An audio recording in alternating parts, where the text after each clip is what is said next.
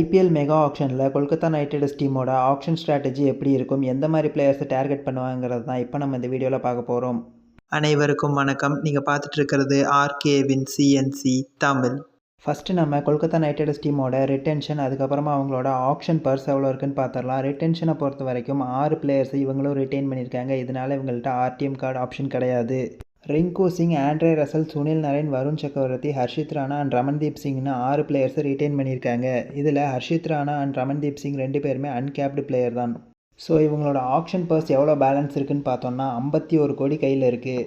Rajasthan Royals மாதிரியே KKR டீமும் 6 பிளேயர்ஸை மேக்ஸிமமாக retain பண்ணியிருக்காங்க. ஆனால் ஆர்ஆர் பண்ண தப்பை இவங்க பண்ணல. ஆர்ஆர் டீமை பொறுத்த வரைக்கும் அவங்க பேட்டிங்லேயே நிறையா கான்சென்ட்ரேட் பண்ணியிருக்காங்க. இப்போ ஆக்ஷனில் அவங்களுக்கு ஃபுல் அண்ட் ஃபுல் பவுலர்ஸ் மட்டும்தான் தேவை. ஆனால் கேகேஆர் டீம் பண்ணியிருக்க ரிட்டென்ஷனில் இவங்களுக்கு 4 முக்கியமான பேட்ஸ்மேன் வந்துடுறாங்க. Sunil Narine, Rinku Singh, Andre Russell and Ramandeep சிங்னு 4 பேட்டிங் ஆப்ஷன் கிடச்சிருது. அதுக்கப்புறமா பவுலிங்லேயும் பார்த்துட்டா வருண் சக்கரவர்த்தி, சுனில் நரேன், ஆண்ட்ரே ரசல், ஹர்ஷித் ராணான்னு 16 ஓவர் வரைக்கும் இவங்களால போட முடியும்.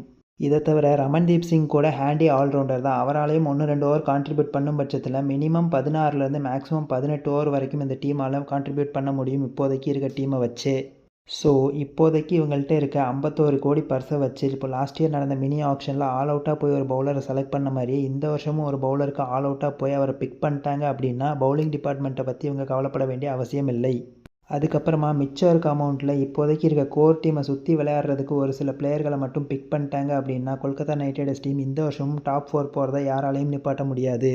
சரி, இப்போது கொல்கத்தா நைட் ரைடர்ஸ் டீமுக்கு தேவையான வேகன்சிகள் என்னென்ன இருக்குங்கிறத ஃபஸ்ட்டு பார்த்துடலாம். டாப் ஆர்டரில் சுனில் நரேன் ஒரு ஓப்பனர் இருக்கார். அவரை தவிர நம்பர் 2 and 3 விளையாடுறதுக்கு 2 டாப் ஆர்டர் பேட்ஸ்மேன் தேவை. அதில் ஒருத்தர் கேப்டனாக இருந்தாங்கன்னா இன்னும் பெஸ்ட்டாக தான் இருக்கும் அந்த டீமுக்கு. ஸோ அந்த ஆப்ஷனுக்கு ஐடின் மார்க்கரும் இல்லை ஃபாஃப் டூ பிளஸஸ் ஒரு நல்ல ஆப்ஷனாக இருப்பாங்க. லாஸ்ட் இயர் ஸ்ரேயாஸ் ஐயர் என்ன பண்ணாரோ அதே இவங்களாலையும் பண்ண முடியும் இந்த வருஷம். அண்ட் இன்னொரு முக்கியமான விஷயம் என்னென்னா, ப்ரைஸை கம்பேர் பண்ணும்போது ஸ்ரேயாஸ் ஐயர் மினிமம் 10 கோடியாவது ஆப்ஷனில் சேல் ஆவார். ஆனால் இவங்க 2 பேர்த்தையும் பொறுத்த வரைக்கும் இவங்க 2 பேரும் சேர்ந்தே அந்த விலைக்கு வாங்கிட முடியும் கேகேஆர் டீமால். விக்கெட் கீப்பிங் பேட்ஸ்மேனை பொறுத்த வரைக்கும் லாஸ்ட் இயர் டீமில் இருந்தால் அகமதுல்லா குர்பாஸே இந்த வருஷம் திரும்ப எடுத்தால் நல்ல ஆப்ஷனாக இருக்கும் அவங்க டீமுக்கு. சுனில் நரேனுக்கு ஒரு நல்ல பேக்கப் ஆப்ஷனாக இருப்பார் மொயின் அலி. இன்டர்நேஷனல் கிரிக்கெட்லேருந்து ரிட்டையர் ஆனதுனால நிறைய ஐபிஎல் டீம்ஸோட கவனம் இவர் பக்கம் திரும்பி இருக்காது. இதன் காரணமாக கேகேஆர் டீம் இவரை ஈஸியாக வாங்கிடலாம். சிஎஸ்கே டீம் குறுக்க வராமல் இருந்தாங்கன்னா இவர் அவங்க வாங்க முடியும். மிடில் ஆர்டரை பொறுத்த வரைக்கும் Rinku Singh and Andre Russell 2 நல்ல சாலிடான பேட்ஸ்மேன் ஆப்ஷன் இருக்காங்க. ஆனால் ஆண்ட்ரே ரசலை பொறுத்த வரைக்கும் எப்போ இன்ஜுரி ஆவார்னே தெரியாது. இதன் காரணமாக அவருக்கு ஒரு நல்ல பேக்கப் ஆப்ஷன் தேவை டீமில் எப்போவுமே. ரசலுக்கான ரிப்ளேஸ்மெண்ட்டை ஃபைன் பண்ணுறது அவ்வளோ ஈஸியான விஷயம் கிடையாது. ஏன்னா ஃபாஸ்ட் பவுலிங் ஆல்ரவுண்டரை ரிப்ளேஸ் பண்ணுறது ரொம்பவே கஷ்டமான விஷயம். இதுக்கு ஆப்கானிஸ்தானை சேர்ந்த 2 முக்கியமான பிளேயர்கள் நல்ல ஆப்ஷனாக இருப்பாங்க. குல்புதீன் நைப் அண்ட் அஸ்மதுல்லா ஓமர்ஸா இவங்க 2 பேருமே நல்ல ஆப்ஷனாக இருப்பாங்க அந்த பொசிஷனுக்கு. அண்ட் நம்பர் 6 ஆப்ஷனில் ஆடுறதுக்கு ஷபாஸ் அகமது மாதிரியான ஒரு பிளேயர் டீமில் இருந்தாங்க அப்படின்னா ரொம்பவே நல்ல ஆப்ஷனாக இருக்கும். ஏன்னா ரசல், ரிங்கு மாதிரியான அதிரடி பிளேயர்களோட இவரும் ஃபினிஷ் பண்ணும் பட்சத்தில் டீமோட ஃபினிஷிங் சாலிடாக இருக்கும். கேகேஆர் டீமை பொறுத்த வரைக்கும் ஃபாஸ்ட் பவுலிங் டிபார்ட்மெண்ட்டில் ஹர்ஷித் ராணா மட்டும்தான் இந்தியன் பவுலிங் ஆப்ஷனில் இருக்கார். ஸோ இவர் கூட இந்தியன் பவுலிங் ஆப்ஷன் யாராவது தேவை. அதுக்கு முகேஷ் குமார் இல்லை ஹர்ஷதீப் சிங் ஒரு நல்ல ஆப்ஷனாக இருப்பாங்க. ஹர்ஷதீப் சிங் மட்டும் ஆல் அவுட்டாக போய் கேகேஆர் டீமை எடுத்துட்டாங்க அப்படின்னா நல்ல ஒரு இந்தியன் ஆப்ஷனாக இருப்பார் அடுத்த 10 வருஷத்துக்கே அவங்க டீமுக்கு. ஓவர்சீஸ் ஃபாஸ்ட் பவுலிங்கை பொறுத்த வரைக்கும் மார்க்வுட் ஒரு நல்ல ஆப்ஷனாக இருப்பார். மார்க்வுட் கிடைக்காத பட்சத்தில் போன வருஷம் மாதிரியே ஸ்டார்க் இல்லை ஹேசல்வுட்னு யாரையா ஒருத்தர் ட்ரை பண்ணலாம். அப்படி கிடைக்காத பட்சத்தில் ஆர்ச்சர் கூட ஒரு நல்ல ஆப்ஷனாக இருப்பார் கேகேஆர் டீமை பொறுத்த வரைக்கும்.